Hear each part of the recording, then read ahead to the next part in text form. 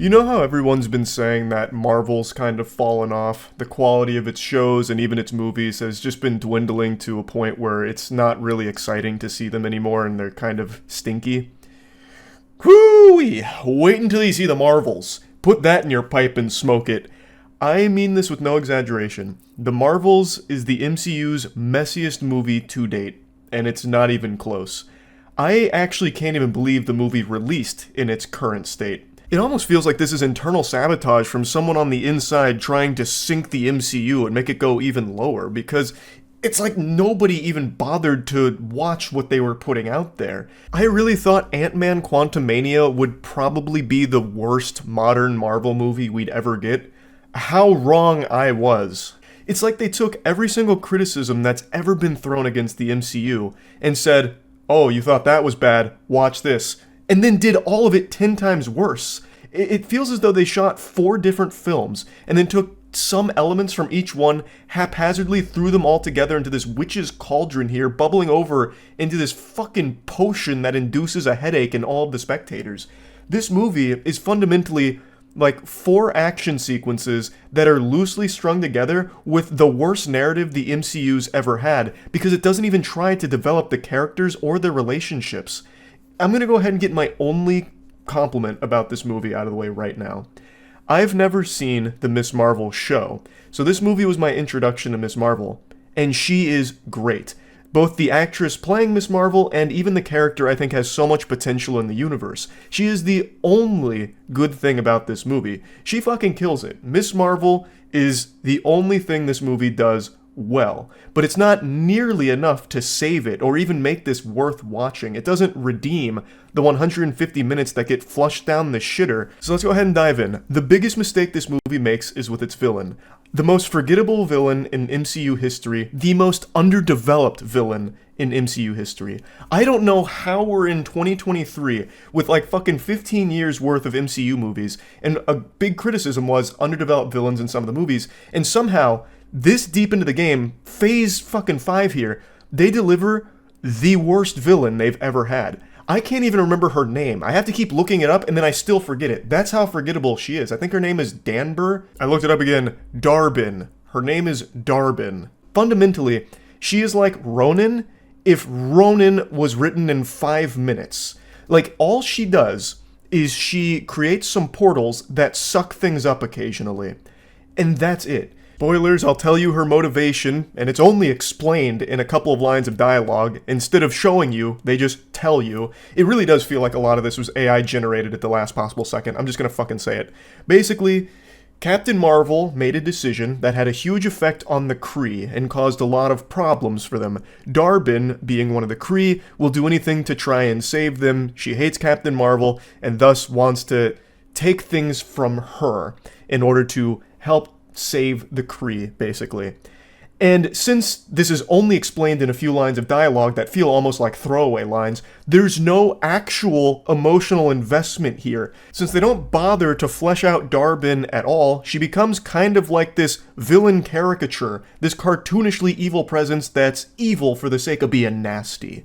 And even when Dar-Benn and Captain Marvel are on screen together, there's still no emotional weight to anything that happens because they're speed running through shit and barely even attempting to make something cohesive. But she's not really a big threat, because they make it clear early on that the only reason she's not defeated easily by Captain Marvel is because the big gimmick of the movie keeps happening where they switch places when they use their powers. So Miss Marvel even says, like, I know you could absolutely just fucking clobber her if we would stop switching places, and I'm sorry about that. And she's right, because the main villain isn't very strong. And in fact, every time they meet her, they pretty much do defeat her until she just miraculously pulls out like a big force blast that opens up that portal at the last possible second. But even aside from just the super weak villain, this movie is tonally all over the place.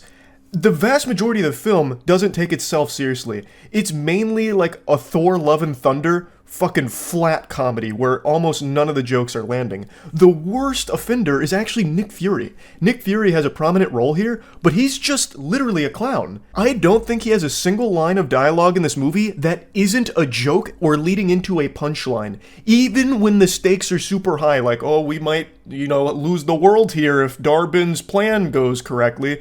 And even when he's about to fucking die, he's making jokes the entire time. What happened to this character? It's not even consistent with the Nick Fury that we know, or the one that was in Secret Invasion, which I didn't finish because I didn't really like it that much. But this is not the same character. They replaced him with a goofball. Like I don't understand what even happened here. Almost every single scene outside of action is all over the place. It wants to be like this wacky, quirky, zany comedy, and then sometimes it wants to be like a drama, and then sometimes it wants to be more action-focused. It's at its best when it's doing action. I think some of the action scenes are pretty decent, though there are moments here where you can really feel the tears from the CGI artists that have to work on this. They are just overworked. The VFX department at Marvel, I can feel their pain through some of these scenes because a lot of them feel as though they didn't have time to actually finish it. I don't hold it against them. It's just the Marvel pipeline where they're constantly just fucking pumping shit out as quickly as possible without a care in the world. But there are some action sequences that look alarmingly rough in the CGI department. But for the most part, the action is pretty okay. It's pretty fun, especially the final fight is interesting, I guess. But it doesn't really matter that much because there's not a real movie around it. You're basically just watching a montage of some decent action moments, and then that's it. So anyway, back to what I was saying. In between these action sequences, when it's trying to do a bunch of different things, it fails on all fronts.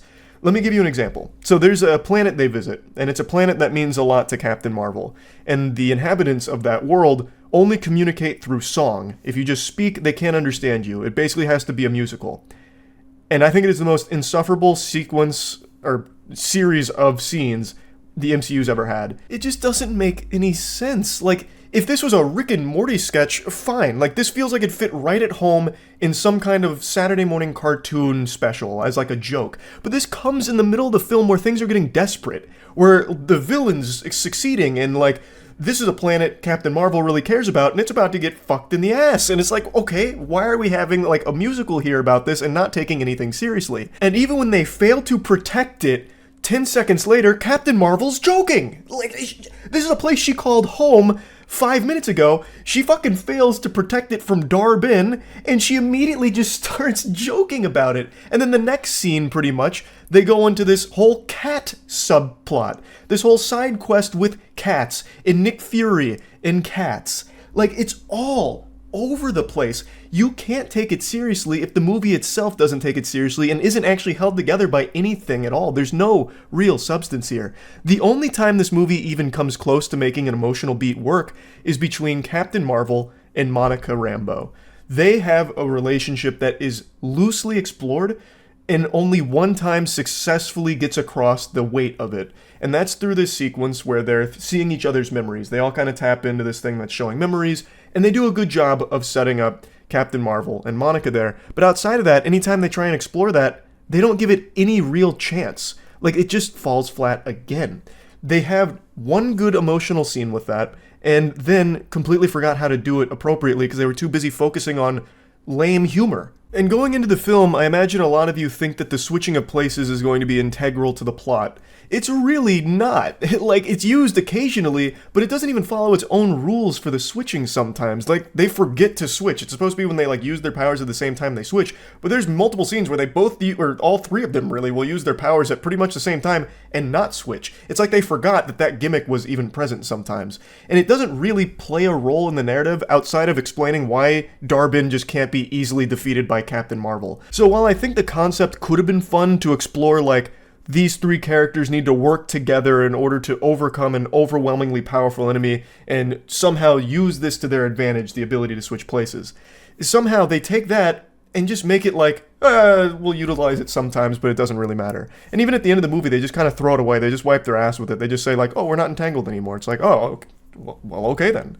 I guess so. It's like, come on. Like, I don't know what went wrong here. In its current state, the movie only works if you want to go and just watch some mindless action and then not listen to any of the dialogue or the story. Like, that's probably the only way you can get any amount of enjoyment out of it. Because, like I said, some of the action is pretty good, but like that doesn't make a movie. You still need more than that. And it's not like the action is anything new to the MCU. It's all still very generic for the most part. There's nothing new here aside from new lows that it reached with how little it actually cared. And now I have no idea what they're even going to do with these characters going forward, because this movie did nothing to progress any of them except Miss Marvel. Miss Marvel, like I said, is the only component of this film that works at all. She is the only good part of this movie. Monica, I think, could have been great here. I think WandaVision was building up to Monica being a very strong and interesting character, but this movie just ruined it. They didn't let her do anything until the very end. I won't spoil that, but at the very end she becomes the most important character pretty much out of nowhere, because up until then, she didn't get to do anything. Like, they didn't develop her or even try, and it's such a shame. And I don't know what the fuck they're going to do with Nick Fury going forward. Maybe they'll try and explain away his behavior here as him being some kind of variant from an alternate universe or something that got fucking slapped into this movie. Because I don't know what the fuck their plan is. They turned him into comic relief, purely just comic relief and nothing else, which is such a wild decision. Anyway, plugging the Marvels into the moist meter, I'm going to have to give it like a 25%. It is the messiest MCU movie that has been made. I think I can comfortably say that. Just, I'm still shocked that it released in this current state that it's in. That's really about it. It's not looking great for the MCU going forward here. I don't know how they bounce back. I don't know what direction they even take the MCU anymore. But I guess we'll just have to see. That's it. See ya.